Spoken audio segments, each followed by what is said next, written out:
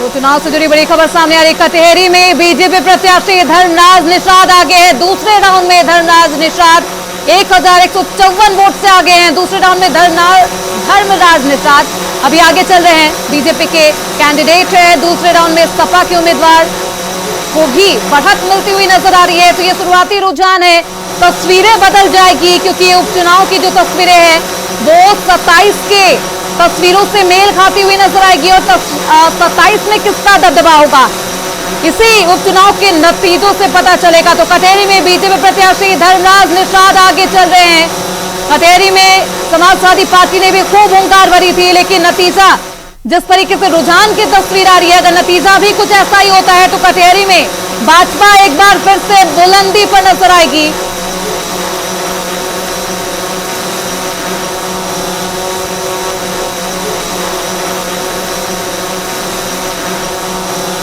तो कौन जीतेगा, क्योंकि आज झारखंड और महाराष्ट्र में सियासी भविष्य तय होनी है, किसकी सरकार बनेगी। क्योंकि जिस तरीके से झारखंड में जेएमएम पार्टी यानी कि इंडिया गठबंधन को बढ़त दिखाई दे रही है, तो क्या तस्वीरें, रुझान की जो ये तस्वीरें जो आप झलक हमारे टीवी स्क्रीन पर देख रहे हैं वो बदल जाएगी।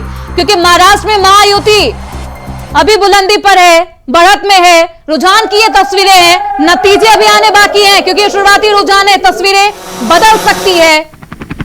तो चुनाव के बीच नतीजों के बीच एक और बड़ी खबर। तीसरे राउंड के बाद बीजेपी आगे चल रही है। कांग्रेस प्रत्याशी मनोज रावत 1590 वोट से आगे चले। आशा नौटियाल को मिले 4821 वोट। मनोज रावत एक बार फिर से आगे चल रहे। हालांकि शुरुआती रुझान में मनोज रावत बेहद पीछे थे। निर्दलीय प्रत्याशी त्रिभुवन भी आगे चल रहे हैं। तीसरे राउंड के बाद बीजेपी प्रत्याशी आशा नौटियाल आगे हैं। कांग्रेस प्रत्याशी मनोज रावत 1590 वोट से आगे निकले।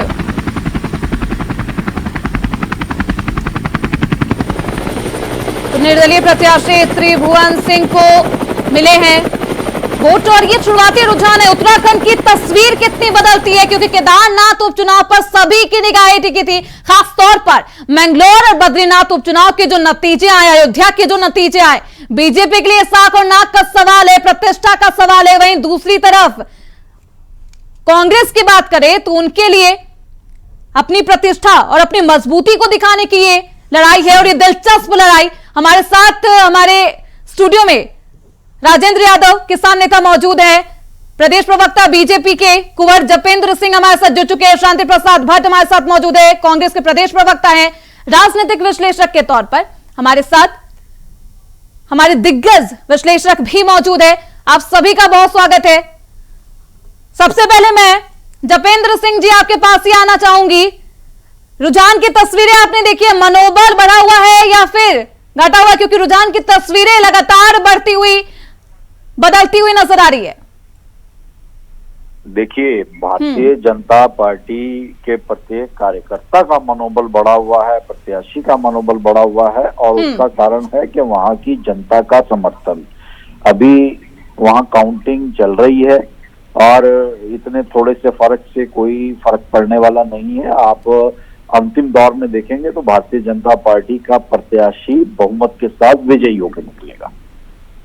शांति प्रसाद जी, रुझान की तस्वीरें, नतीजों में अगर यही कुछ खास अंतर नहीं होता है फिर क्या कहेंगे?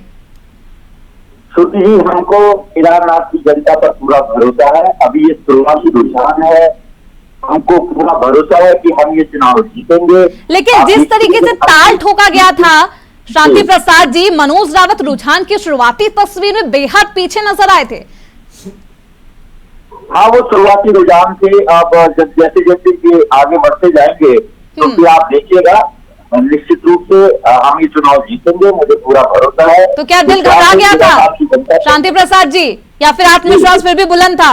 नहीं श्रुति जी, हमें अपने कार्यकर्ताओं पर, वहाँ की महान जनता पर पूरा भरोसा है। उन्होंने जिस तरह से इन्होंने देश की मर्यादा को भंग किया तो लोग समझ रहे होंगे। वहाँ मुझे भरोसा है वहाँ की महान जनता पर। और मनोज रावत जैसे सुयोग्य व्यक्ति को अगर नहीं जिताएंगे तो फिर जीते जिताएंगे। बिल्कुल। अब जिस तरीके से शैला रानी रावत के निधन के बाद ये जो पूरा दाव पेच बदला है, कांग्रेस पार्टी को बेहद उम्मीद है। जिस तरीके से मैंगलोर में उसने चुनाव जीता, बद्रीनाथ में चुनाव में जीत हासिल की और अयोध्या में तो प्रतिष्ठा का सवाल भाजपा के लिए है। कुंवर जी जी, वो तो आत्मविश्वास के साथ कह रहे हैं कि जीत उनकी है, और अगर मनोज रावत नहीं जीतते हैं तो फिर जीत किसकी हो सकती है? मनोज रावत का जीतना तय है। भारतीय जनता पार्टी की जीत तय है। जैसे जैसे वोटिंग आगे बढ़ेगी आप देखिएगा, जनता का रुझान देखिएगा, और हमें केदार घाटी की जनता और केदार घाटी की वोटर पे पूरा भरोसा। चलिए, धनोज कुमार जी हमारे साथ मौजूद है, राजनीतिक विश्लेषक है। धनोज जी, केदारनाथ उपचुनाव में जीत और हार किसी भी पार्टी की हो, क्या कुछ सियासी मायने सेट करेगी? क्योंकि 2027 में विधानसभा चुनाव भी होने हैं। बहुत बहुत धन्यवाद। 2 लाइन से शुरुआत करूंगा, क्योंकि देख रहा हूं कल से ही जोर है केदार, क्योंकि पहले जो फैजाबाद हार गए, फिर वहां हार गए, तो सबका है। दूसरी बात है तो 2 लाइन से शुरुआत करता हूं। कोई आया नहीं धनोज बचाने के लिए, कोई आया नहीं धनोज बचाने के लिए, चिल्ला चिल्ला कर आवाज दिया, कोई आया नहीं बटन दबाने के लिए। आप इससे तो लेकिन ये इशारा किसके लिए था? देखिए मैं क्या कर नहीं, लेकिन धनोज जी, ये जानना बेहद दिलचस्प है कि बटन किसके लिए नहीं दबाया गया, क्योंकि अभी उसी के लिए ये जद्दोजहद दोनों तरह से चल रही है।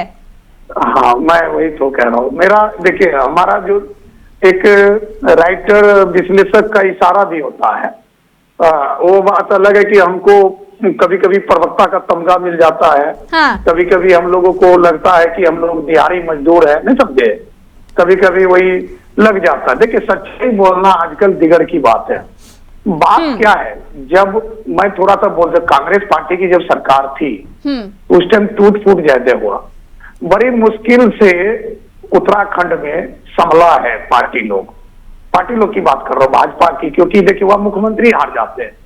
अभी जो आप देख लीजिए धामी साहब, वो भी चुनाव हार गए थे ना फिर उपचुनाव में, तो इसलिए मैं भी आपको इशारा किया है, थोड़ा सा धैर्य रखने की जरूरत है, क्योंकि अभी हम लोग राजनीतिक नेताओं की तरह जल्दबाजी करेंगे तो बहुत दिक्कत की बात हो जाएगी। हम लोग अभी विश्लेषण कर रहे हैं। विश्लेषण का मतलब ये है कि अभी तीसरे राउंड की गिनती हुई है, 13-14 राउंड तक जाता है, और ये जो बढ़त है 3000, 4000, ये सब बढ़त उतना मायने भी नहीं रखता, लेकिन उत्साहित होता है। अभी जो हमारे मित्र हैं, वो अगर कांग्रेस पार्टी आगे बढ़ रही तो उसको थोड़ा सा होगा। अभी झारखंड की बात हो रही थी, देखिए जब झारखंड में आपको आएगा, जब कोडरमा आएगा, हजारीबाग आएगा, देवघर आएगा, अब धीरे धीरे देखिए ना रुझान एकदम पलटता शुरू हो जाएगा। सवाल ये नहीं कि झारखंड सिर्फ आदिवासियों का ही गढ़ है, क्योंकि झारखंड में आदिवासी अब रहे नहीं सत्ता को बनाने बिगाड़ने में। अब वहां है कि सब लोग वहां पर मजबूत स्थिति में, पहले सिर्फ आदिवासी थे कि आदिवासी के इर्द गिर्द सत्ता घूमती थी, लेकिन अभी जो है ना वहां का हालात बदल गया है। तो ये चीज है। रह गई बात कि थोड़ा सा प्रतीक्षा करिए कि क्या होने वाला है। प्रतीक्षा करने की अभी इंतजार की वो घड़ी है। मुझे लगता है एक एक पल शांति प्रसाद यादव और कुंवर सपेंद्र सिंह यानी कि बीजेपी लिए कांग्रेस के लिए दोनों के लिए बेहद महंगा है। राजेंद्र यादव जी हमारे साथ मौजूद है, क्योंकि किसान का जो मुद्दा है पहाड़ों के क्षेत्र में खास तौर पर किसानी करना बेहद मुश्किल है, और इस मुद्दे को भी खुद कांग्रेस पार्टी भुनाती हुई नजर आती है। राजेंद्र यादव जी, देखिए, ये कांग्रेस पार्टी का या भारतीय जनता पार्टी का किसी पार्टी का मुद्दा नहीं है। ये आम आदमी, आम किसान का मुद्दा है। और किसानी जो है, ये आपने बड़ी अच्छी बात कही है कि किसानी जो है वो अपना आप में बड़ा पेचीदा क्या कहते हैं काम है अपना। और मैं खास तौर पर हम लोग पहाड़ी क्षेत्र की बात करने लगे तो उस जीवन के बारे में तो कल्पना करना भी बहुत क्या कहते हैं कठिन काम है कि वो लोग किस तरीके से वहाँ फसल पैदा करते हैं, किस तरीके से वहाँ लोग अपने आप की अपनी ज़िंदगी को वो जीते हैं। तो वो अपने आप में कहीं ना कहीं बहुत कठिन काम है। और किसान जो है, किसान का जीवन ही संघर्ष है, वो संघर्ष में लगातार लगा रहता है, चाहे मैदानी क्षेत्र का किसान हो, चाहे पहाड़ी क्षेत्र का किसान हो। लेकिन राजेंद्र यादव जी, जिस तरीके से किसान आक्रोशित हमेशा ही नजर आते हैं, आंदोलन प्रदर्शन करते हुए उनकी तस्वीरें साफ तौर पर नजर आती है, किस सरकार में उन्हें सबसे ज्यादा सहूलियत मुहैया कराई गई, ये जानना बेहद दिलचस्प है राजेंद्र यादव जी, क्योंकि किसी से तो खुशी होगी किस सरकार में। देखिए, मैं आपको बताता हूँ कि किसान क्या है कि किसान पार्टी की सरकार से कभी कोई बात नहीं करता है, सरकार से बात करता है। सरकार चाहे भारतीय जनता पार्टी की हो, चाहे कांग्रेस की हो चाहे किसी और अन्य दल की हो, वो उससे उसका कोई मतलब नहीं होता है, क्योंकि वो अपने हक अधिकार की बात करने की बात करता है तो सरकार से करता है कभी भी। अब राजनीतिक पार्टियां जो विपक्ष में है उनसे तो उसने बेचारे ने कभी नहीं कहा कि भाई तुम हमें ये चीज़ दे दो वो चीज़ दे दो। तो सरकार जो भी सरकार चुनी जाती है उस सरकार से अपने हक अधिकार की बात करने की बात करते हैं। और जहाँ तक मेरा आपका जो सवाल है कि भाई किस सरकार ने उन्हें ज्यादा दे, किस पार्टी की सरकार ने उन्हें ज्यादा दे दिया, उनको बेचारों के साथ कहाँ किसी ने कुछ दिया है। वहां तो बस जब विपक्ष में जो लोग, किसी ने कुछ नहीं दिया, मैं बताऊं, वो जब विपक्ष में जब होते हैं तो वो अपने आप को मरहम लगाने का काम करते हैं कि हाँ हम बिल्कुल किसान के बिल्कुल विरोधी हैं। जैसे ही वो सरकार में आ जाते हैं तो वो अपने आप को, प्रधानमंत्री जी ने पीछे कहा था कि हम किसान की आय जो है दुगनी कर देंगे, उसमें टाइमलाइन भी दे दी थी कि भाई 2022 तक हम लोग दुगनी कर देंगे। लेकिन जब उन्हें लगा कि किसान बहुत परेशान है, उसके बाद जब हम लोग दिल्ली की तरफ आ गए तो उन्हें लगा कि यार ये क्या हो गया, ये तो बिल्कुल मैंने तो आय दुगनी कर दी थी। अब उसको कुछ आपने छोटा मोटी चीज जो है वो अगर दे भी दी है, आपने दे दी है, तो आप उसके बीच में देखिएगा आपने महंगाई कहाँ बढ़ा दी है। आप तेल के रेट देख सकते हैं, आप खाद बीज के रेट देख सकते हैं, आप जो भी बीज हैं उनके रेट से देख सकते हैं, जो कीटनाशक हम लोग इस्तेमाल कर रहे हैं उनके रेट आप देख सकते हैं। तो उस पर भी कहीं ना कहीं आप लोग तो बात करिएगा ना, उस पर भी बात करिएगा। भाई हम लोग बड़ा आजकल चर्चा में चल रहा है, आप लोगों ने भी सुना होगा, सब सुना होगा, एक जमाने में हुआ करता था कि गेहूं जो है करीब 8-9 रुपए किलो हुआ करता था और नमक जो है 1 रुपए किलो हुआ करता था। तो आज देख लीजिए कि नमक कहाँ पहुंच गया है, गेहूं कहाँ अटका हुआ है। तो बस कम से कम किसान के बारे में भी सोचिए, तो किसान को कहाँ बेचारे कोई कुछ आप दे रहे हैं। ये तो हमारे साथी हैं, राजनीतिक विश्लेषक के साथी हैं, वो बहुत अच्छे से जानते हैं। अभी उन्होंने बहुत अच्छी परिभाषा भी देनी चाहिए थी उन्होंने इस बारे में कि भाई मैं भी किसान हूँ, वो भी समझ, किसान का दर्द समझते हैं मनोज कुमार, लेकिन उसे कोई देना नहीं चाहता। ये अपने आप में दर्द समझ रहे हैं लेकिन कोई मरहम नहीं लगा रहे।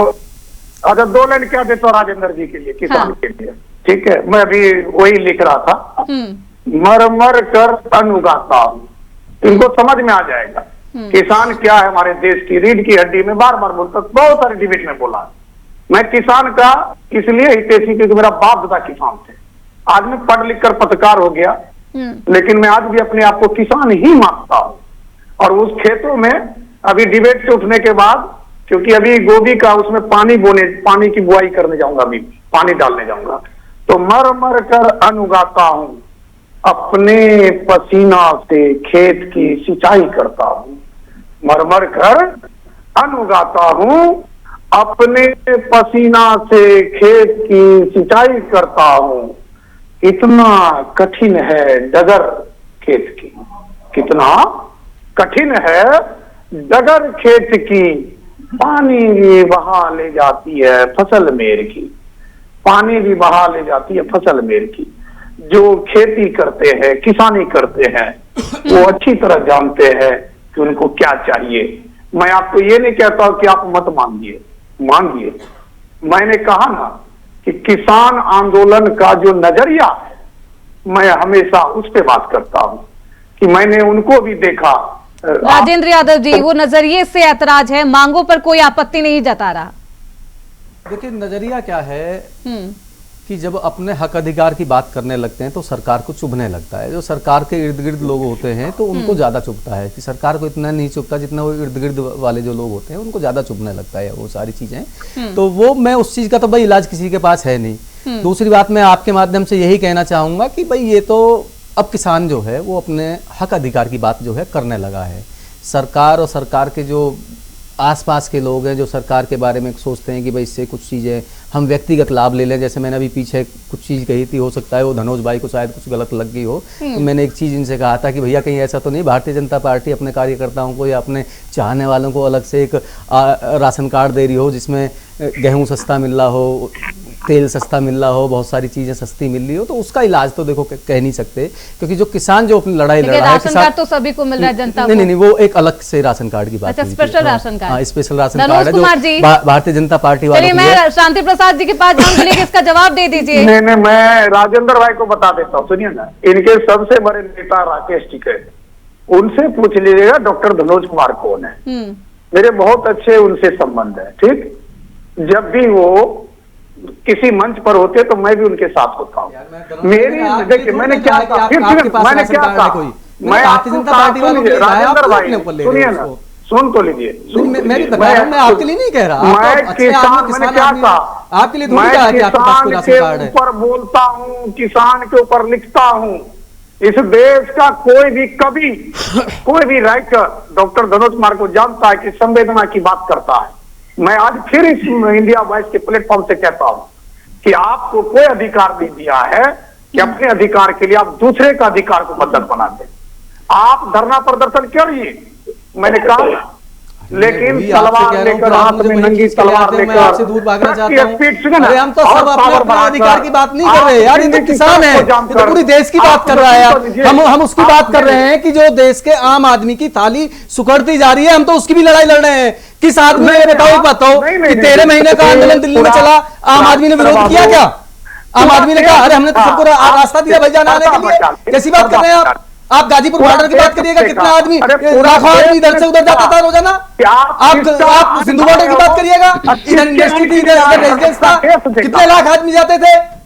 ये तो कुछ लोगों ने उसे बदनाम करने की कोशिश करी है। आप किसान परिवार से फिर भी किसान की बात नहीं करते। किसान किसान जो है दंगा करने वाला है क्या? किसान दंगा करने वाला है क्या? सरकार करानी चाहती है, सरकार फाड़ डालना चाहती है हम लोगों के बीच में। यही तो आप लोगों को मैं बता रहा हूं कि आप और हम किसान है, क्यों आप घामा के हमारे बीच में आ रहे हो भैया? जो आप और हम एक परिवार के लोग हैं तो ऐसे ना कीजिए जी। ये तो कांग्रेस, इसलिए मेरी बात, ये तो कांग्रेस और बीजेपी वालों को लड़ने दीजिएगा। आप क्या काम की बात कर रहे हो? आप अच्छे लिखने वाले हैं। चलिए चुनाव पर ही लौट आते हैं, काम करिएगा। चलिए ठीक है। कांग्रेस के प्रवक्ता हमारे साथ मौजूद है शांति प्रसाद जी। देखिए काउंटडाउन शुरू है, काउंटिंग भी स्टार्ट है। कांग्रेस तीसरे नंबर पर घिसक गई है चौथे राउंड में, क्या कहेंगे? श्रुति जी, मैं पहले ही कह रहा हूँ, ये शुरुआती रुझान है। जैसे जैसे काउंटिंग बढ़ेगी, चक्र निकलेंगे, निश्चित रूप से कांग्रेस विजयी होगी, मुझे पूरा भरोसा है। जिस तरह से अभी हमारे दो भाई धनुष जी और राजेंद्र जी खेती किसानी पर चर्चा कर रहे थे, तो उत्तराखंड के परिप्रेक्ष्य में मैं बता दूं, वहां दूसरी तरह का नजरिया है। हमारे पास 72 से 78% तक वन है, उसके बाद हिमाच्छादित बहुत बड़ा भूभाग है, 5 बड़ी नदियों का उद्गम है, और हम लोगों के पास जो बहुत कम कृषि भूमि है, उस पर भी भारतीय जनता पार्टी की पहली सरकार 2002 में नित्यानंद की सरकार ने, और फिर उसके बाद त्रिवेंद्र रावत की सरकार ने जो भू कानून के संदर्भ में कुठाराघात किया, उसको लेकर पूरा प्रदेश उद्वेलित है। कुंवर जपेंद्र सिंह जी, बॉडी के भाव बेच दी गई है, उसके लिए लोग उद्वेलित है। तो मुझे उम्मीद है एग्जैक्टली ये मुद्दा उठाया गया था चुनावी दंगल में, खासतौर पर केदारनाथ के चुनाव के दौरान जिन्होंने डटकर सदन में इसका विरोध किया था, न केवल विरोध किया था बल्कि प्राइवेट मेंबर से लेकर भी आए थे। इसलिए मुझे भरोसा है केदारनाथ की महान जनता पे वो भाई मनोज यादव को विजय बनाएंगे। कुंवर जपेंद्र सिंह जी, भारतीय जनता पार्टी की वर्तमान सरकार, चाहे वो भू कानून का मुद्दा हो या अन्य पर्वतीय जनपदों के आम उत्तराखंड वासियों के मुद्दे हों, उन मुद्दों को लेकर निरंतर उनके निराकरण की ओर बढ़ती रही है। कांग्रेस की सरकार ने हमेशा उत्तराखंड वासियों को और आम उत्तराखंडी को ठगने का काम किया है। वही इससे इतर विकास के साथ साथ पर्वतीय जनपदों के संपूर्ण विकास के साथ स्थानीय मुद्दे और जो हमारे, लेकिन कुंवर जी, किसान नेता राजेंद्र यादव का ये कहना है कि वो किसान हर सरकार में ठगी हुई खुद को महसूस करती है। देखिए, एक किसान होने के नाते हम उनकी बात को वो काटेंगे नहीं, वो खुद किसान हैं, लेकिन वो ये बेहतर जानते हैं। अगर हम राजनीति से इतर बात करें तो भारतीय जनता पार्टी की सरकार के केंद्र में आने के बाद 2014 के बाद से एक आम छोटे मंझोले किसान को पूरे देश भर में जितना लाभ मिला है, आज तक आजाद भारत में नहीं मिला। ये अगर किसान हाथ रखकर बता दें और दिल पे आकलन करें, दिल पर हाथ रख के बताइए, इनको सच्चाई से रूबरू करवा दीजिए। अब लेकिन 2014 के बाद तो आम झोले और छोटे किसानों को जो लाभ मिला है, जो बिचौलियों को खत्म किया गया है, हजारों लाखों करोड़ रुपया डायरेक्ट किसानों के खाते में जा रहा है, तो निश्चित तौर पर सुन लीजिए राजेंद्र यादव जी को, कुंवर सिंह जी रूबरू करवाएंगे सच्चाई से। कुंवर सिंह जी, मैं आपकी बात का बिल्कुल क्या कहते हैं, क्या कहूँ, विरोध भी नहीं कहूँगा, लेकिन मैं आपको कुछ चीज़ें जो हैं जो बताना चाहता हूँ कि सरकार 2000 रुपये दे रही है, वो बात मैंने आपकी मान ली, लेकिन किसी भी किसान नेता की तरफ से या किसी भी किसान की तरफ से आपसे ये नहीं कहा गया था, भारतीय जनता पार्टी से ये नहीं कहा गया था कि 2000 रुपये आप हमें दीजिएगा। आप मेरी बात सुनिएगा जरा, हम लोग अपनी एमएसपी की बात कर रहे हैं, नहीं, देश का किसान है। मेरी बात सुनिए प्लीज, मेरी बात सुनिएगा एक मिनट, मेरी बात सुनिएगा। मैं थोड़ा सा यही तो दर्द का विषय है कि 2000 रुपए की आपसे विरोध करने लगे तो भारतीय जनता पार्टी वाले तिल मिला जाते हैं। नहीं, मैं वही मैं कह रहा हूँ कि 2000 जो है, ये 2000 जो है, 2000 की बात अगर किसी ने काट दी आपकी तो बस तिल मिलाने वाली बात कर जाते हो आप। मैं तिल मिलाने वाली कोई बात नहीं कर रहा है सर, ना मैं कोई ऐसी कोई बात कह रहा कि जिससे आपकी भावनाओं को ठेस पहुंचे। मैं सच्चाई बता रहा हूँ, मेरी बात है, सच बोलने का अधिकार आपको भी है, सच बोलने का अधिकार सबको है। मेरी बात सुनिए, किसी ने आपसे 2000 रुपए नहीं मांगे। देश का किसान जो है वो अपने आप में स्वाभिमानी है। देश का किसान देश को अन्न देने का काम करता है, तो वो अपने, अगर उसको एमएसपी आप लोग दे देंगे, उसको उसका उचित मूल्य आप दे देंगे, तो वो आपके सामने 2000 की बात नहीं करेगा। आप किस 2000 की बात कर रहे हो? कोरोना का, मेरी बात सुनिएगा, मेरी बात सुनिएगा, मेरी बात खत्म, मैंने आपकी बात ध्यान से सुनिए, आप मेरी एक नहीं सुनिएगा। ये देश का वो किसान है, मैं बताऊं आपको, ये देश का वो किसान है, जब कोरोना काल आया था तो उसमें उसने अपनी ताकत दिखा दी थी कि देश की अर्थव्यवस्था को उसने जो है उठाने का काम किया था, और स्वाभिमान के साथ देश के कई प्रदेशों ने, जब मुख्यमंत्री ने कहा था कि देश पे थोड़ा सा आर्थिक संकट है तो आप कुछ ऐसा दीजिएगा, तो सबसे आगे किसान आए थे। उत्तर प्रदेश में 5 रुपए प्रति क्विंटल गेहूं से, गन्ने से लिए गए थे, शायद आपकी जानकारी में ना हो। यही बात हरियाणा से हुई थी, यही बात पंजाब से हुई थी। 5 रुपए प्रति क्विंटल देने की बात किसानों ने कही थी। तो देश का किसान जो है स्वाभिमान की बात करता है, किसान देश को देने की बात करता है।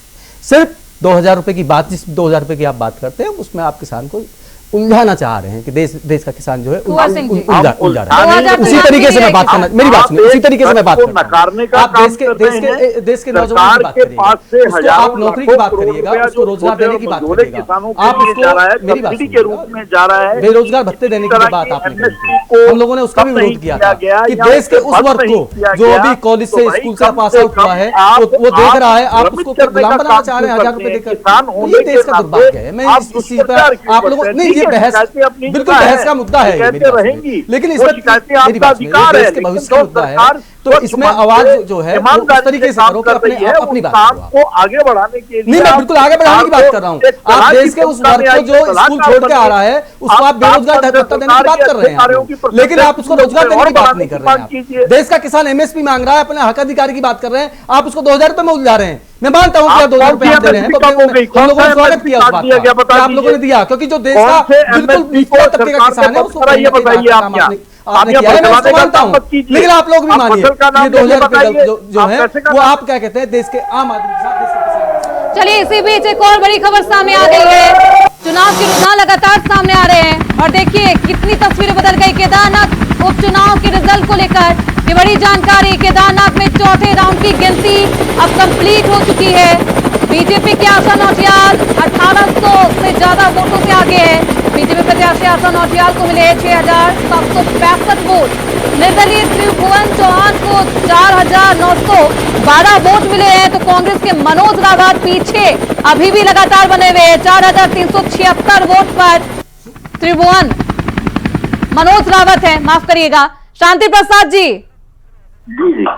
ये तो रुझान है, लेकिन हमारे साथ हमारे संवाददाता अभय कैंतुरा लगातार बने हुए हैं। अभय, क्योंकि रुझान की जो तस्वीरें हैं वो कांग्रेस के लिए चिंताजनक है। बीजेपी के खेमे में क्या कुछ उत्साह, और कांग्रेस के खेमे में क्या कुछ जानकारी रुझान को लेकर?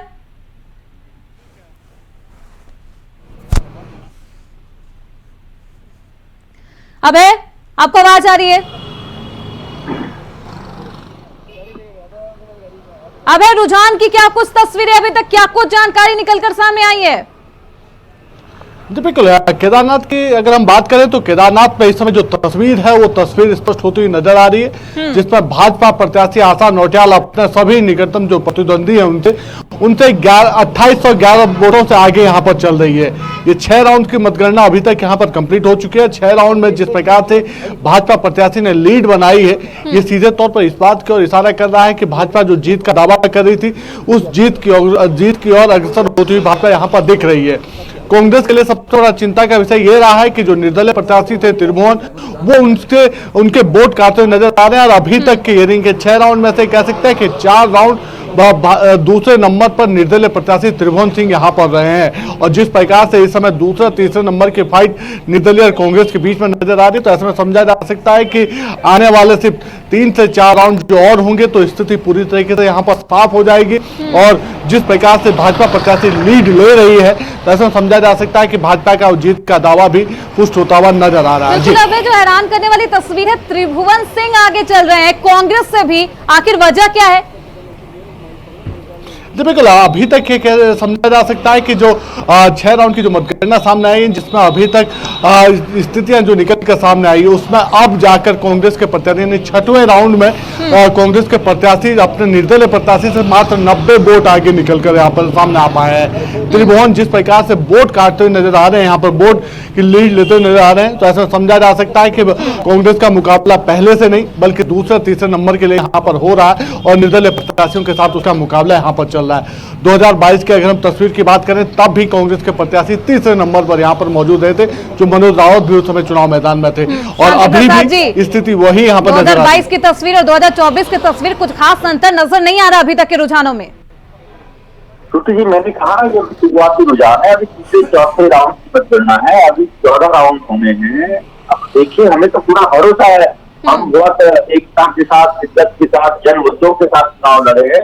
जो ज्वलंत मुद्दे थे उत्तराखंड के, चाहे वो बेरोजगारी के थे, महिला हिंसा के थे, बेरोजगारी के थे, या तीर्थ की मर्यादा भंग करने के थे, या सोना चोरी के थे, QR कोड के थे, जितने ज्वलंत मुद्दे थे विधानसभा के या प्रदेश के, उन पर हमने चुनाव लड़ा है। हमने बहुत काफी राउंड बाकी है, ऐसे में तस्वीरें बदल सकती है। और लेकिन कुंवर जपेंद्र सिंह जी, ये जो मुद्दा है महिला सुरक्षा, बेरोजगारी, जिस मुद्दे की बात राजेंद्र यादव भी कर रहे थे कि बेरोजगारी भत्ता देने से काम नहीं चलता, रोजगार बढ़ाना होगा, रोजगार देना होगा युवाओं को। देखिए, रोजगारी भत्ता सभी प्रदेशों में दिया जाता है, तो बाकी जगह भी दिया जा रहा है, लेकिन इसका मतलब ये नहीं है कि रोजगार को लेकर सरकार संजीदा नहीं। भारतीय जनता पार्टी की सरकार, चाहे केंद्र की सरकार हो या राज्य की सरकार हो, निरंतर युवाओं को रोजगार से जोड़ने की दिशा में काम कर रही है और उसमें कामयाबी भी मिल रही है। चाहे वो युवाओं के न्यू स्टार्टअप्स हों या सरकारी नौकरियां हों या अनेक विभागों में वैकेंसीज को निकालकर वहां उन्हें भर्ती करने की प्रक्रिया हो, और इसमें काफी अच्छा काम हुआ भी है। और भविष्य में अभी हजारों की वैकेंसीज जो डिपार्टमेंट में आनी है, तमाम अच्छे काम जाना है। कुंवर सिंह जी, मुझे लगता है कांग्रेस पार्टी को नजर नहीं आए। शांति प्रसाद जी, कांग्रेस पार्टी को कैसे नजर आ जाएगा? वो बेरोजगारी का मुद्दा लगातार उठाते हुए नजर आए थे। कांग्रेस को अगर सब नजर आ जाएगा और कांग्रेस सच बोलने लग जाएगी तो फिर राजनीति कैसे करना है? कैसे बेरोजगारों पर लाठी चार्ज हुए, अभी पिथौरागढ़ का आपने मामला देखा है, कैसे वहाँ बेरोजगारों को बढ़ाया गया है। और मैं एक अखबार की, जो हमारे विद्वान पत्रकार साथी होते हैं, उनकी लेखनी में बड़ा कम होता है, उनकी एक कतरन आपको दिखा रहा हूँ, देखिए ना सूची, ये देखिए, ये विकास का एक आयाम है। आप अगर इसे दिखाएंगे, 2 बहनें एक गर्भवती बहन को लाठी पर दिखाकर सड़क मार्ग तक ला रही है, जब वो गर्भवती थी, उनकी प्रेगनेंसी के दौरान, जब प्रसव की राशि, ये तो विकास का आटा है। देखिए ना उत्तराखंड का। कुंवर सिंह जी, जिस विकास की बात करें, उस विकास की एक अलग तस्वीर भी आपके सामने पेश है। तो देखिए, उत्तराखंड एक पर्वतीय राज्य है, सीमांत राज्य है, और पर्वतीय राज्यों की अपनी दुश्वारी होती है। लेकिन जब मरीजों को हेलीकॉप्टर से लाया जाता है, उन्हें हेली सेवाएं उपलब्ध कराई जाती हैं, समय से सूचना आ जाए, सरकार और प्रशासन व्यवस्थाएं बना देता है, जो क्लियर निर्देश हैं सरकार और मुख्यमंत्री के, तो वो कांग्रेस को नजर नहीं आता। ठीक है, कहीं दुश्वारियां भी हैं, कहीं परेशानी भी आई है, दिक्कत भी आई है, हम मानते हैं। शांति प्रसाद जी, विपक्ष पर ये हमेशा ही आरोप लगा कि वो निगेटिव बातें ज्यादा करती है, पॉजिटिव जो दृश्य होते हैं उसके बारे में चर्चा करना तो भूल ही जाती है। जी, अभी माथुरा की बस दुर्घटना हुई, 36 लोग काल कल्पित हो गए, सब कहाँ चली गई? लेकिन कोई पॉजिटिव तस्वीर भी दिखाई है, चुनाव के नतीजे सामने आ रहे हैं, जनता ने पॉजिटिव तस्वीर देखकर ही वोट किए हैं। एक भी पॉजिटिव तस्वीर सरकार दिखा दे, सारी सड़कें गड्ढों में है, सरकार गड्ढा युक्त है, कहीं भी कोई पॉजिटिव तस्वीर नहीं है ना, तो हम कैसे दिखा दें? आप बताइए, कैसे दिखा दें? कांग्रेस ऑलवेज नेगेटिव थॉट के साथ आगे बढ़ती है और ये भूल जाती है कि उत्तराखंड में स्वस्थ विपक्ष की भूमिका में भी जनता आपको देखना चाहती थी, आप उसमें कामयाब नहीं हुए। यही एक बहुत बड़ा कारण है कि प्रत्येक चुनाव में और प्रत्येक क्षेत्र में भारतीय जनता पार्टी के प्रति जनता का रुझान बढ़ रहा है, भारतीय जनता पार्टी के प्रति जनता का भरोसा बढ़ रहा है और इसीलिए भारतीय रुझानों में तो दिख रही है जो बातें आप कह रहे हैं कुंवर सिंह जी। हाँ श्रुति जी, 1 मिनट समय लेना चाहूंगा। अभी कुंवर जतेंद्र जी हमारे साथी हैं जो बात कह रहे थे, हम जो कांग्रेस के लोग हैं हम संविधान को मानने वाले लोग हैं, सद्भाव संभावना। अभी कहना चाहते हैं कि कुंवर सिंह जी बीजेपी पार्टी संविधान को मानती ही नहीं है। खूब जिहाद, लव जिहाद, हिंदू मुस्लिम केवल इस पर चुनाव लड़ती है, इसके अलावा इनके पास आगे ये अपने तुष्टीकरण की राजनीति के मुद्दे के ऊपर घूम फिर के ये अपने चुनाव को हिंदू मुस्लिम से ही लेके आ जाते हैं और तुष्टीकरण की राजनीति जो आजादी के बाद निरंतर कांग्रेस देश में करती रही है। इस देश की जनता, इस देश का युवा इस तुष्टीकरण की राजनीति से तंग आ चुका है। ये कांग्रेस को समझ में क्यों नहीं आता है? बात का तुष्टीकरण है, हम संविधान को मानते हैं, संविधान सम्मत काम कर रहे हैं, कौन सी तुष्टीकरण की आप बात कर रहे हैं? आप क्या कहना चाहते हैं शांति जी? स्पष्ट शब्दों में बताइए, क्या भाजपा संविधान को नहीं मानती? बिल्कुल नहीं मानती श्रुति जी, मैं कह रहा हूँ ना, ये लोगों को विखंडित करना चाहते हैं, धर्म के आधार पर राजनीति करना चाहते हैं, जबकि हमारा संविधान ये अनुमति नहीं देता है। हमारा संविधान साफ कहता है, चाहे वो आर्टिकल 14 हो, 19 हो, 12 से 35 तक हमारे फंडामेंटल राइट्स हो, वो भारत में रहने वाले हर जाति, धर्म, वर्ग के लोगों को एक सूत्र में परोसती है, वो सबको संभाव रूप से देखती है। कुंवर सिंह जी, लेकिन शांति प्रसाद जी, धर्म और जात का जो राजनीति है धर्म और जात पर, हमेशा ये आरोप लगा कि कांग्रेस पार्टी लगातार करती है। कुंवर सिंह जी, ये धर्म की राजनीति भी आप करते हैं। विखंडन की राजनीति आजादी को किस दिशा में ले जाना चाहता है, तो कांग्रेस बार बार उसी की बात करती है। कांग्रेस अपने प्लेटफॉर्म में भारतीय जनता पार्टी को खड़ा करने का एक निरर्थक प्रयास निरंतर करती रही है। चलिए, धनोज कुमार हमारे साथ लगातार मौजूद है। धनोज कुमार जी, आखिरकार ये धर्म की राजनीति कर कौन रहा है? दोनों ही तरफ से आरोप एक दूसरे पर मढ़े जा रहे हैं। ये धर्म की राजनीति, भारत का राजनीति जो है ना, वो धर्म विहीन नहीं है। हमको और आपको समझना पड़ेगा, यहाँ कांग्रेस पार्टी हो या कोई भी हो, जब हमारा देश गुलाम था तो उस टाइम आजादी के लिए ही पार्टी बनाया गया था, शासन करने के लिए पार्टी नहीं बनाया गया था। तो राजनीति को समझने की जरूरत, हमारे देश की राजनीति बहुत ही विचित्र है। यहाँ कोई भी आदमी कह दे कि हम धर्म से बच जाएंगे, तो मुझे लगता है कि वो झूठ बोल रहे सरासर, चाहे भाजपा ही क्यों ना हो। क्योंकि आप याद कीजिए, भाजपा पार्टी पहले 2 ही सांसद हुआ करते थे, ठीक, फिर उन्होंने धर्म को ही हथियार बनाया, इसमें कोई दुराई नहीं है, धर्म को हथियार बनाया, धर्म के रास्ते पर चलने की कोशिश की, और धर्म के रास्ते पर चलते हुए आज लगातार निरंतर आप देख लीजिए कि सरकार है, अटल बिहारी वाजपेयी जी भी सरकार में थे, ठीक है, वो भी सरकार में थे। तो हम इसलिए नहीं कहेंगे, अगर कांग्रेस पार्टी है या मान लीजिए समाजवादी पार्टी है, तो मुसलमानों का पक्ष क्यों लेते हैं? पक्ष ही तो लेते हैं ना। वो बेबाक होके कहते कि हम मतलब इसको तुष्टीकरण नहीं कहना चाहते, मैं कहना चाहता हूँ कि धर्म विहीन कोई भी नहीं है, ऐसे में सवाल नहीं है, खासतौर पर कोई नहीं है। धनोज कुमार जी ने यह भी कहा कि बीजेपी भी अगर ऐसा कहती है कि वो धर्म विहीन राजनीति करती है, तो ऐसा नहीं है। चलिए, हमारे साथ अभय केंद्र लगातार बने हुए। अभय, क्योंकि जिस तरीके से किसान के मुद्दे को भी खूब भुनाया गया कांग्रेस पार्टी के द्वारा, भू जो कानून है उसको लेकर भी खूब सियासत की गई, उसका असर कुछ? उपचुनाव में कांग्रेस ने 3 प्रमुख हथियार यहां पर उठाए थे। स्थानीय मुद्दे थे जिसमें केदारनाथ धाम का जो मंदिर निर्माण दिल्ली में हो रहा था, केदारनाथ धाम के नाम से, उसको प्रमुख हथियार कांग्रेस ने यहां पर बनाने का काम किया था। इसके अलावा केदार घाटी में जो आपदा प्रभावित जो लोग थे, जिनको मुआवजा नहीं मिल पाया था, उनकी बात यहाँ पर कांग्रेस पार्टी ने उठाई थी।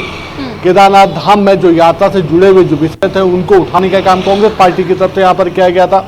लेकिन जनता जो अभी तक के जो रुझान सामने आ रहे हैं, जनता ने इन मुद्दों के बजाय भाजपा सरकार के डबल इंजन के जो फायदे हैं, डबल इंजन सरकार के जो फायदे हैं, उन फायदों को एक्सेप्ट करने का काम यहाँ पर किया है कि किस प्रकार से राज्य और केंद्र के बीच में बेहतर समन्वय हो सकता है, विकास के कामों की लेकर जनता जो विश्वास करना चाहती है सरकार पर, जिसकी घोषणा मुख्यमंत्री ने पिछले दिनों यहाँ पर की थी कि जब केदारनाथ विधानसभा क्षेत्र में वो यहाँ पर आए थे, अगस्त मुनि के मैदान में उन्होंने जिस चीज की घोषणा यहाँ पर करी थी उस पर जनता ने भरोसा किया और उसी के आधार पर अपना वोट कास्ट करने का काम कांग्रेस की तरफ से यहाँ पर जनता की तरफ से यहाँ पर किया गया। और यही वजह है कि अभी तक के जो रुझान सामने आ पा रहे हैं उसमें बीजेपी की प्रत्याशी अन्य जो उसके निकटतम जो प्रतिद्वंदी है उनसे काफी आगे निकल कर सामने आ रही है। बिल्कुल, और जिस हमारे प्रकार साथ से किसान लीड नेता बना राजेंद्र रही है, यादव लगातार मौजूद है। राजेंद्र यादव, जिस तरीके से, क्योंकि अभी जो रुझान की तस्वीरें हैं उस पर अगर बात करें तो गौर फरमाइए कि बीजेपी आगे है और जनता सभी उसमें होती है, जनता सभी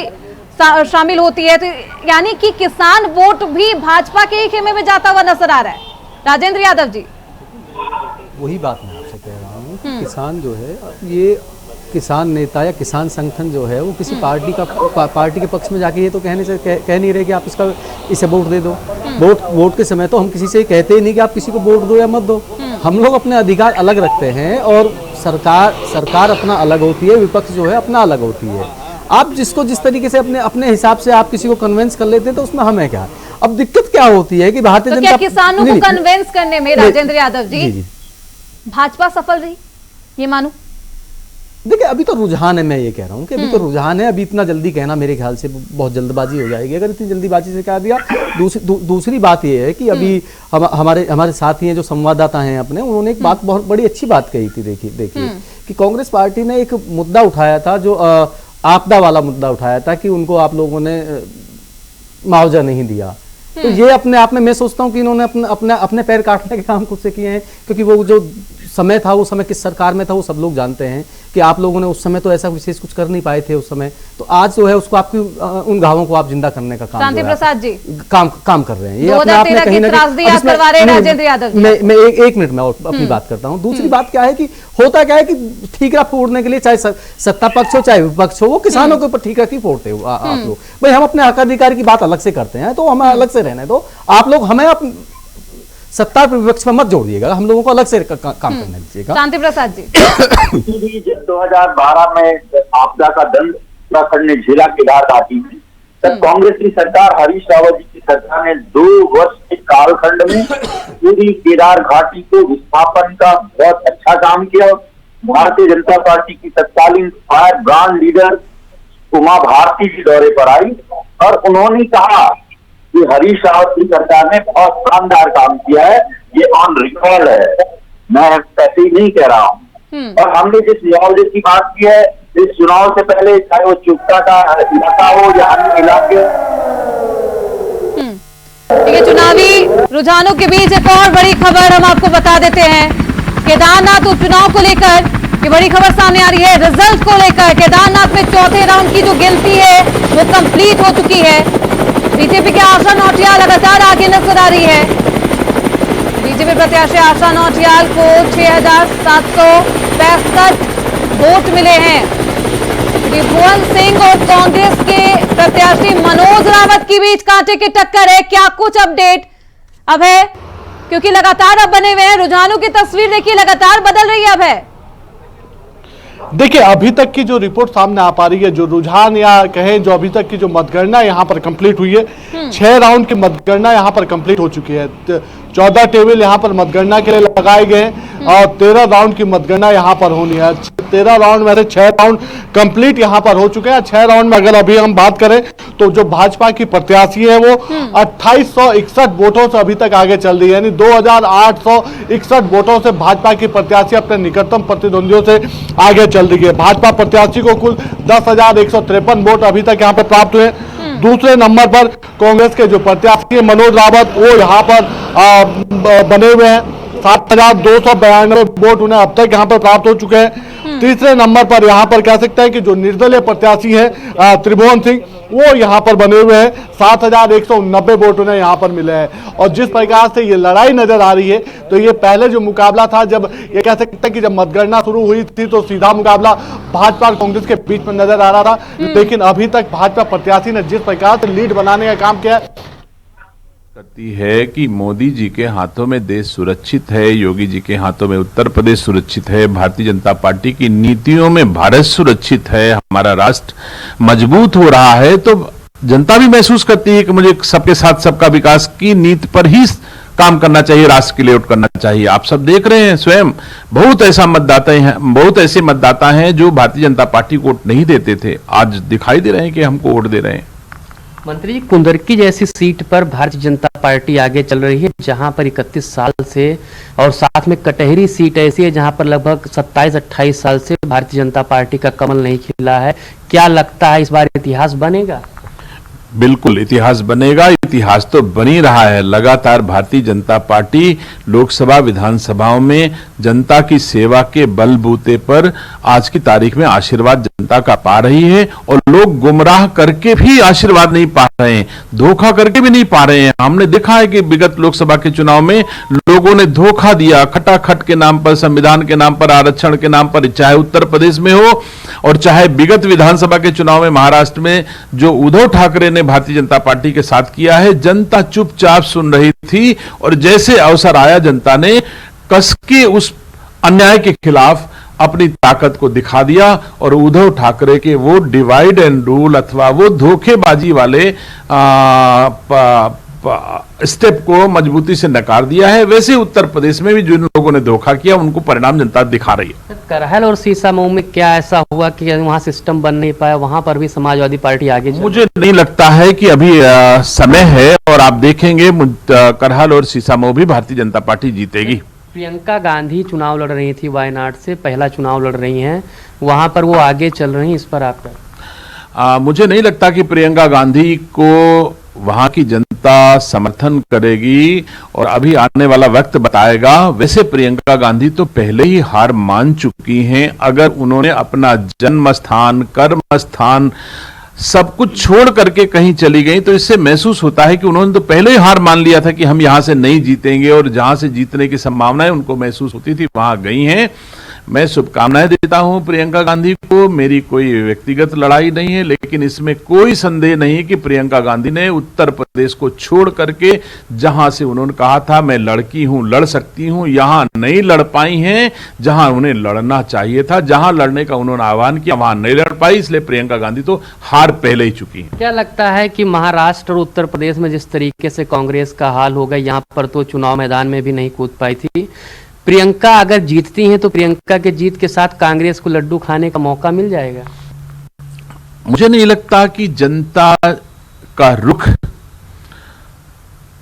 कांग्रेस के लोगों को लड्डू खाने का अवसर देगा। यानी प्रियंका जी का भी चुनाव भी, मुझे नहीं लगता है कि जनता का रुख, जनता जो देश की जनता आज की तारीख में जनादेश दे रही दिख रही है, उसमें कांग्रेस के लोगों को खुश होने का कोई मौका नहीं देगी। सवाल सर, एक अंतिम सवाल। समाजवादी पार्टी लगातार इल्जाम लगा रही थी कि प्रशासन का बहुत इस्तेमाल किया गया, उनके वोटर्स को रोका गया, और वो लोग 4 सीटों पर पुनः मतदान की उनके कुछ नेता मांग कर रहे थे। अभी लोकसभा का उपचुनाव हुआ है, समाजवादी पार्टी का प्रदर्शन उसमें अच्छा रहा है, तब हमने सत्ता का दुरुपयोग नहीं किया। अभी कितने दिन बीते हैं, थोड़े दिन ही बात हुई है, तो समाजवादी पार्टी जब जीतती है तो फिर धन्यवाद ईवीएम का सरकार का नहीं देती है, जनता का धन्यवाद नहीं देती है, और जैसे हारने लगती है वैसे ईवीएम बेईमान हो जाता है, संस्थाएं बेईमान हो जाती हैं, सरकारें बेईमान हो जाती हैं। तो हार के कारण जो है, उनको जो हार दिख रही है, इसके कारण ऐसे आरोप लगा रहे हैं। चाहे महाराष्ट्र हो, झारखंड हो, एक सर योगी जी का बटेंगे तो कटेंगे नारा, जो नतीजे आ रहे हैं, इसमें कितना बड़ा फैक्टर? बिल्कुल, मुझे खुशी है कि संगठित करने का जो भी कदम उठाएगा देश की जनता उसको स्वीकार करेगी। उत्तर प्रदेश के यशस्वी मुख्यमंत्री जी ने देश को संगठित हो करके, मजबूत रह करके देश को शक्तिमान बनाने के का जो नारा दिया था, वो जनता को, उत्तर प्रदेश की और देश की जनता को स्वीकार है। तो सुना आपने, हमारे साथ में थे मंत्री दिनेश प्रताप सिंह, जिनका कहना है कि भारतीय जनता पार्टी उत्तर प्रदेश में अभी 9 की 9 सीटें जीत सकती है। वहां पर वही प्रियंका गांधी की जो बढ़त है, यानी वो जीत की तरफ जो आगे बढ़ रही है, उस पर भी उन्होंने अभी कहा है कि अभी देखिएगा, अभी कुछ भी हो सकता है, और निश्चित नहीं है कि प्रियंका गांधी वायनाड से चुनाव जीत जाए। कैमरामैन राहुल के साथ रमन मिश्रा, इंडिया वॉइस।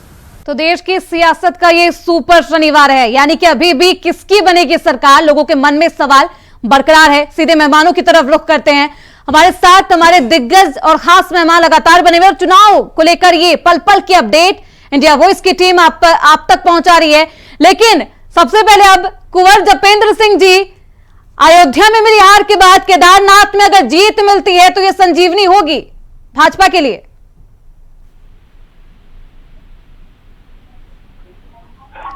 कुंवर जी,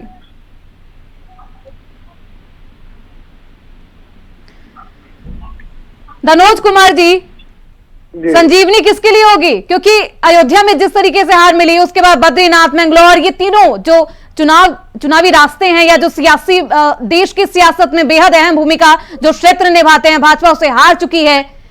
केदारनाथ में जीत मिलती है तो संजीवनी होगी भाजपा के लिए। मैंने शेर पढ़ा था ना आपको, शायद आप कहे तो फिर मैं सुना देता हूँ। हाँ। कोई आया नहीं धनोज बचाने के लिए, कोई, मैंने पहले क्या दिया तो अरे धनोज जी, तो मैंने आपसे पहले भी पूछ लिया था कि आखिर ये इशारा किसके लिए? हाँ, तो मैंने इशारा तो मैं डायरेक्ट बोलता हूँ, इशारा क्या, फिर क्या कहता हूँ, कोई आया नहीं धनोज बचाने के लिए। हाँ। चिल्ला चिल्ला कर आवाज दिया, कोई आया नहीं बटन दबाने के लिए। जो गलती फैजाबाद में हुआ वो गलती केदार धाम में होगा, इसकी कल्पना कांग्रेस पार्टी ने करी कैसे, विपक्ष ने करी कैसे? क्या जो दुर्दशा वहां आपने देखा होगा, जो कहते हैं कि वक्त और हालात बदलते नहीं, कोई तो आया है समझाने के लिए। जो ये समझाने की बात थी, कांग्रेस चिल्ला चिल्ला के कहा मुझे वोट दो, कोई आया नहीं बटन दबाने के। शांति प्रसाद जी, अच्छा ये इशारा अच्छा ये इशारा कांग्रेस के लिए था। देखिए शांति प्रसाद जी मुस्कुरा रहे हैं, उन्हें भी पता चल गया इशारा कहा था, भले आप नाम नहीं लीजिए। चलिए शांति प्रसाद जी जवाब दे दीजिए धनोज कुमार जी के। धनोज जी के दो लाइन पे मैं बड़ा मुस्कुरा इसलिए रहा हूँ कि ये जो यहाँ की सरकार है ना, इस समय धामी जी की सरकार, वो धामी जी के गले की फांस बनी हुई है। ये चाहे आपदा का मुद्दा रहा हो या चारधाम यात्रा का मामला रहा हो, धामी जी अकेले जूझते दिखाई दिए हैं। इनके मंत्री इनको रिपोर्ट नहीं करते हैं। आपदा में सारे मंत्री नदारद रहे हैं, धामी जी अकेले मोर्चे पे लड़ते दिखे हैं। तो ये धामी जी के लिए इस समय मुश्किल की घड़ी है। जीत और हार का फल इनके लिए मायने बहुत ज्यादा रखता है, हमारे लिए तो रखता ही रखता है।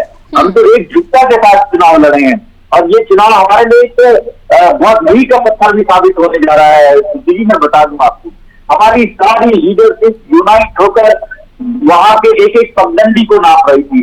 हमने भारतीय जनता पार्टी की जो कुरीतियां थी, जो बेरोजगारों के खिलाफ थी, जो महिला हिंसा के खिलाफ थी, जो देश की मर्यादा को भंग करने के खिलाफ थी, बाबा केदार को दिल्ली में स्थापित करने का मामला हो, QR कोड के माध्यम से करोड़ों रुपए एकत्र करने का मामला हो, ये सोना पीतल कैसे बन गया, भगवान केदार का गर्भगृह के फोटो कैसे वायरल हो गए, ये सारे इशू चोपड़ा बाजार में वहां के लोगों पर कैसे बुलडोजर चला, ये सारे जनहित के मुद्दे थे, ये हमने लोगों तक पहुंचाए हैं। और इसी आधार पर मैं कह रहा हूँ कि मनोज रावत जैसा विधायक, जैसा जनप्रतिनिधि जिसर भू कानून के संदर्भ में उत्तराखंड की विधानसभा में सशक्त आवाज बनकर उभरे थे और इस समय पूरे प्रदेश में मूल निवास और भू कानून का मुद्दा है। और ये दोनों दंत भारतीय जनता पार्टी की ही सरकार रही है, चाहे वो इनकी पहली सरकार रही हो जिससे स्वामी की, चाहे त्रिवेंद्र रावत की सरकार रही हो। इसलिए हमें जनता पर अभी भी भरोसा है। आप अंतिम चरण का काउंटिंग होने दीजिए, अभी काउंटिंग की कई बिल्कुल परत बाकी है, अभी कई दौर चलेंगे, अभी रुझान की तस्वीर है। धनोज कुमार जी इस तरीके से इशारे मत करिए, कांग्रेस पार्टी वैसे परेशान है। इनके सुनिए, इनके जज्बे को मैं सलाम करता हूँ। इनको सुबह से मालूम था कि मैं हार रहा हूँ, सुबह से मालूम था, पहले मालूम था, पूरा कांग्रेस पार्टी को मालूम है कि मैं हार रहा हूँ, लेकिन फिर भी मैं इनके जज्बे को सलाम करता हूँ कि ये अब भी आस और उम्मीद के साथ बैठे हैं। शांति प्रसाद जी सामना देता है। देखिए चलिए किसी चीज में तो सराहना की है धनोज कुमार जी ने, शांति प्रसाद जी इसी के लिए तारीफ कर दीजिए, आपके जज्बे को सलाम है। जहाँ जज्बा होता है वहाँ जीत तय मारी जाती है। शांति प्रसाद जी इसके लिए मैं धनोज भाई का आभारी हूँ, जो पहली बार की नजर रखते हैं, मैं इसके लिए उनका आभारी हूँ। लेकिन मैं फिर भी कह रहा हूँ मुझे पूरा भरोसा है वहां के मतदाताओं पर, जन मुद्दों पर हम चुनाव लड़े हैं। और मैं बहुत गंभीरता से इस बात को कह रहा हूँ सीसी जी कि अभी भी मुझे भरोसा है हम चुनाव जीतेंगे, हर हाल में चुनाव जीतेंगे। आप देखते रहिए, अंतिम चरण जब तक नहीं हो जाता है हम आस छोड़ने वाले नहीं है, उम्मीद छोड़ने वाले नहीं है, और इसी उम्मीद पर सारी दुनिया टिकी हुई है। हम क्योंकि भारतीय जनता पार्टी को इस जीत से कोई फर्क पड़ने वाला नहीं है। इस जीत से उनका अहंकार बढ़ेगा, घटेगा नहीं।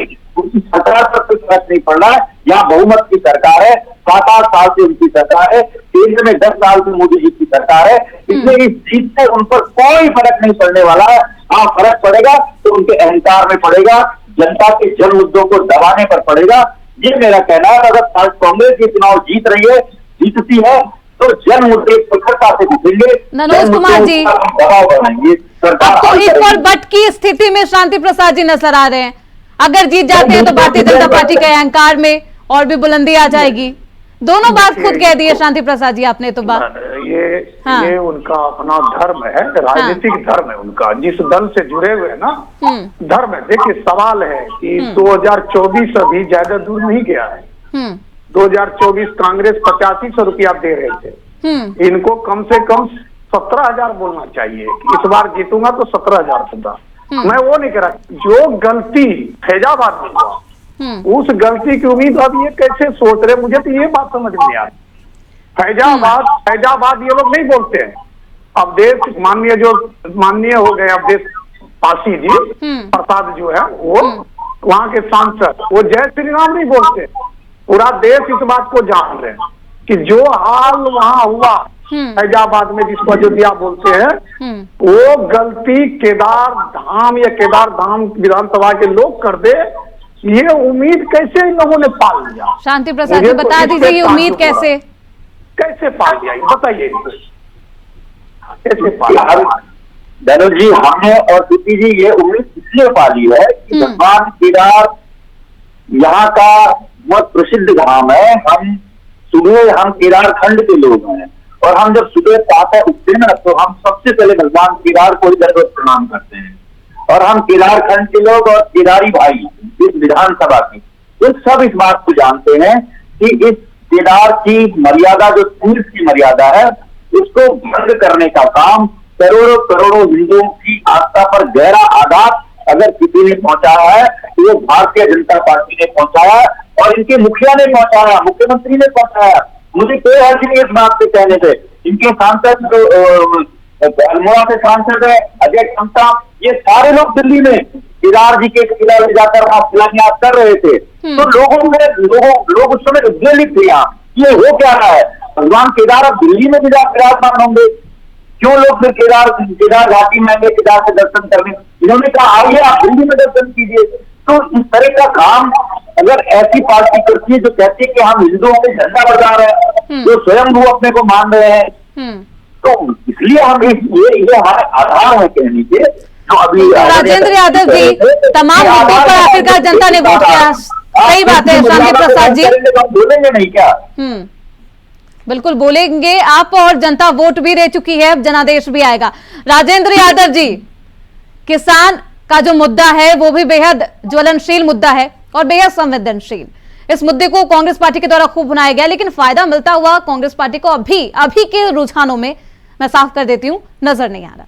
देखिए, तो कांग्रेस का अपना कार्य करने की क्षमता है कि उन्होंने किस तरीके से कार्य किया है कि उन्हें लाभ मिला नहीं मिला, लाभ आने की बात तो वो करेंगे, क्योंकि हम लोग तो किसान हैं, तो हम खेती किसानी की बात करेंगे, अपने हक अधिकार की बात करेंगे। सरकार जो भी हो, तो एक किस्मत सबकी बंद है, ईवीएम में बंद है, अभी थोड़ी देर बाद सबकी खुलती चली जाएगी।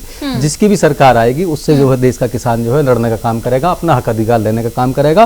किसान अपना निरंतर प्रयास रहेगा और अपना एमएसपी की जो लड़ाई हम लोग लड़ रहे हैं वो लगातार लड़ते रहेंगे। बिल्कुल, किसान अपना मुद्दा उठाता हुआ, चाहे सियासत में कुछ भी उलटफेर हो जाए, लेकिन किसानों का मुद्दा नहीं झुकने वाला। बहुत शुक्रिया राजेंद्र यादव जी, शांति प्रसाद जी, धनोज कुमार जी, आप सभी का अपना समय देने के लिए। तो लगातार ये महाराष्ट्र हो, झारखंड हो और तमाम जो चुनावी राज्य थे, सभी के नतीजे आ रहे हैं। रुझानों की शक्ल में नतीजे और भी बुलंदी पर होंगे, तस्वीरें साफ हो जाएंगी। आप बने रहिए हमारे साथ, लगातार पल पल की अपडेट हम आपके साथ साझा करेंगे।